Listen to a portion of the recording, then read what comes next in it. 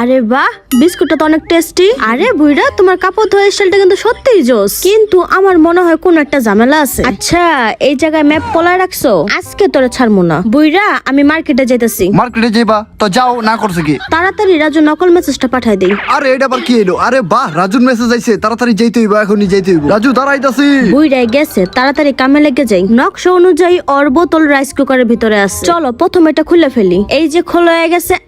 আমি ঠিক ছিলাম, বোতলের ভিতরেই আছে। দ্বিতীয় বোতলগুলা এই স্কুটির ভিতরেই আছে। যাক, সামনে তো পেয়ে গেলাম, এবার পিছনে চেক করে দেখি। আর আপনাদের বলি, আমরা বুড়া মানুষ দেখা আপনারা অবহেলা করেন না, ভিডিওতে লাইক দিয়ে দেন। আজকে চাইনিজ স্টাইলে নতুন ভাবে সব ভাত খেয়ে ফেলমু। রাজু, তুই আমার বোতল গাইতে ডাক দিছিলি? আরে আঙ্কেল না, আমি আমার পকেটে আজকে টাকা নাই। তার মানে এটা শয়তান বুড়ির কাজ। আমাদের বোতলগুলো বিপদ আছে। রাজু তাড়াতাড়ি আয়। আরে না, আমি পারবো না যাইতে, এখন আপনি যান। হালার পহলা তোর যাইতে কইছি না বয়। আর আপনারা শুনেন, ভিডিওতে লাইক না দিলে কিন্তু পরবর্তী পার্ট দিব না। বাইস্তা লাইক করে দাও সবাই।